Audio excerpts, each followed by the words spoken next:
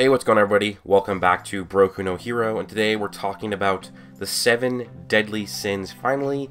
And of course, as you can see by the title, this is you need to watch the 7 deadly sins. Now, it can also apply to you need to read the 7 deadly sins, because the manga is also absolutely amazing. And also, one of the main reasons for the subscribers of mine to watch or read the 7 deadly sins is I'm going to start making videos on the 7 deadly sins because it's one of my favorite series right now. I just caught up with the manga finally, and I am almost done with the anime. I've watched the movie, I played the game, and it is all absolutely amazing.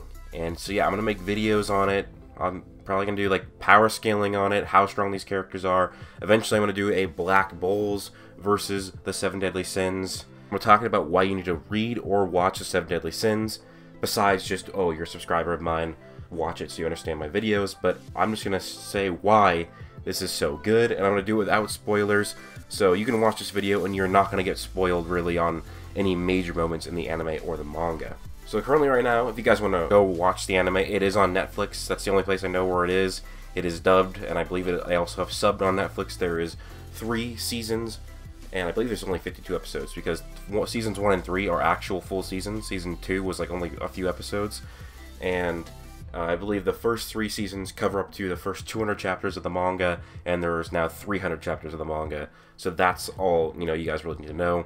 You can buy the volumes of the manga at Amazon.com. I just purchased a bunch. Cannot wait to read them in my hand, because that's what I prefer to read. But anyways, guys, the setting of the story is kind of the best place, at least in my opinion, where you start talking about it. So this takes place in the time of knights and kingdoms and kings. It takes place in that time. Probably, what would this be, in the 800s, the 900s of what it would be in our real life.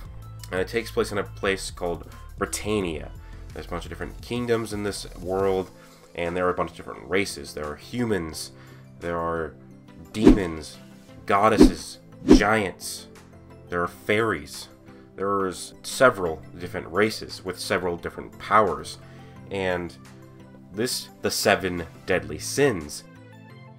They are a group of former warriors for this kingdom that are now considered to be criminals, and they're being chased after. They have wanted posters. And basically, a girl wants their help, and she runs into the captain of the 7 deadly sins, and the rest of the show is trying to find the rest of the 7 deadly sins, to meet them, and also fighting enemies, helping people. In this world, the knights, the holy knights of the kingdom, are very corrupt, very, very corrupt order. They kill their own civilians, they don't protect them when they need to be protected, and they use their civilians for their own gain. So this sets up a interesting dilemma of the 7 deadly sins are actually the good guys, while the holy knights, which are looking for the bad guys, are actually the bad guys.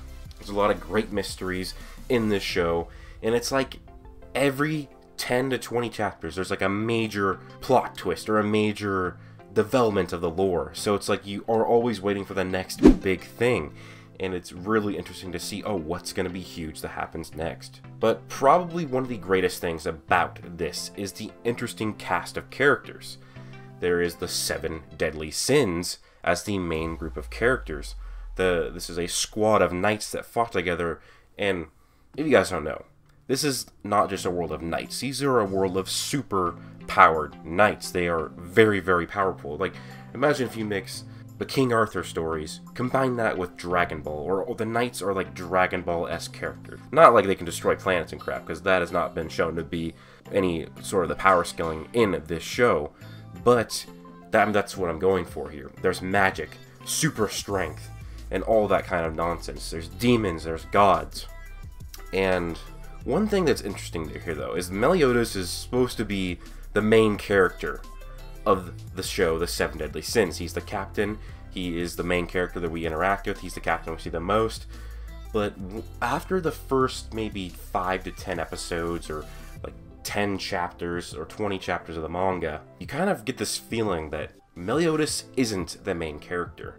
Everybody a part of the 7 deadly sins and Elizabeth are the main characters. That's how I see it, is that they really do focus a lot on the other 7 deadly sins like Diane, Bon, and King, and even more sins down the road, they feel like they're the main characters too, not just like Meliodas is the main character. Now you can say, oh well, of course that's how it is. This show is called The Seven Deadly Sins, and yeah, it is called The Seven Deadly Sins, but it is obvious that Meliodas is supposed to be the main character. He's the figurehead of the series, and I mean, Dragon Ball is called Dragon Ball, and the Dragon Balls, they have roles in the story, but they go many episodes or many chapters without ever being mentioned or shown. It's just the name of the series. The Seven Deadly Sins, we don't even see the seventh sin until, what, like 180 chapters in with Escanor? So, it definitely does seem that that Meliodas is supposed to be the main character, but I get the feeling that it's actually the Seven Deadly Sins and Elizabeth. Now, there's actually a lot of great action in this. I love the fighting, you know, these giant destruction scenes, and the Holy Knights fighting the Seven Deadly Sins, and all of that. And it's also got not the best power system, but I like it. Now, there are power levels introduced at some point in the series. I'm not going to say when, don't really want to spoil it. And it's different sort of power levels compared to Dragon Ball. It's definitely inspired, it's very similar. And it's not like concrete, from what I believe. It's somebody with a lower power level can still defeat somebody with a higher power level, and it's just because of teamwork or being smarter than the other. But I believe that power levels in this series, it's based on your strength, your amount of magic, and your spirit. So it's not just your power, it's taking three of these things and combining into one, and that's your power level. And also, if you get your own holy treasure, that actually amplifies your power even more, makes you even stronger. Just like how King, with his spear, is extremely powerful. Without it, he's still strong, but he's not nearly as strong. Overall, I think the animation and the art inside of the anime is pretty well done. It's not perfect, but I think it is very, very good. And the art in the manga is also very, very well done. I love the art in the Seven Deadly Sins manga. It is a bit patchy at sometimes, in my opinion, but it's really, really good. One of the best arts, not as good as Black Clover. I think Black Clover has some of the best art in manga right now, but Seven Deadly Sins is really good. And also, like I kind of mentioned earlier, there is lots of major plot twists or lore developments all the time in Seven Deadly Sins.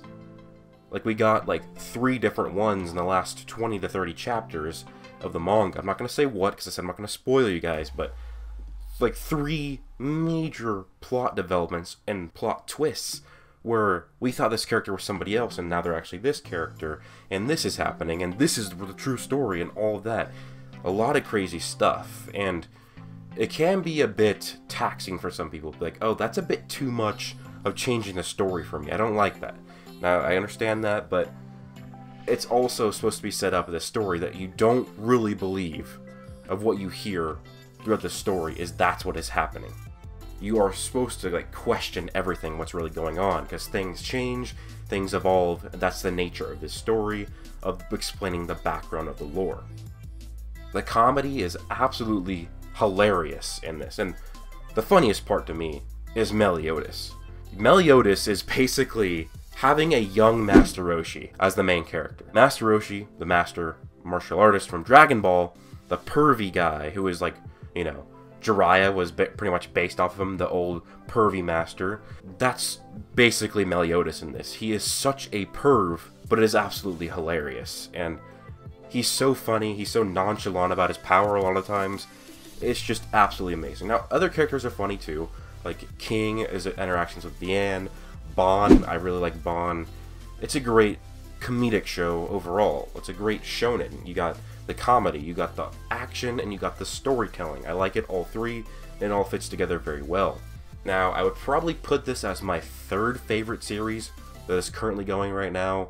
1 is Black Clover, 2 is My Hero Academia, and I'll probably put this at number 3, The Seven Deadly Sins, even above One Piece. Although, I am only 320 chapters into One Piece, so I'm not caught up, but I have read similar amounts of chapters of both series, if you look at it that way. But overall, guys, watch or read The Seven Deadly Sins. It is absolutely amazing, and it will be worth your time. It is a bit slow after the beginning, but just stick with it, and it'll pick back up again, and then you're going to love it again. But let me know your guys' thoughts of this series if you've already watched it or read it. Let me know if you're going to read it or watch it later. interesting to see what you guys say. Hope you guys all have an amazing day. Please do leave a like, comment, and subscribe, as well as turn on notifications to be notified every time I upload a video. And also, guys, read the damn manga. Plus...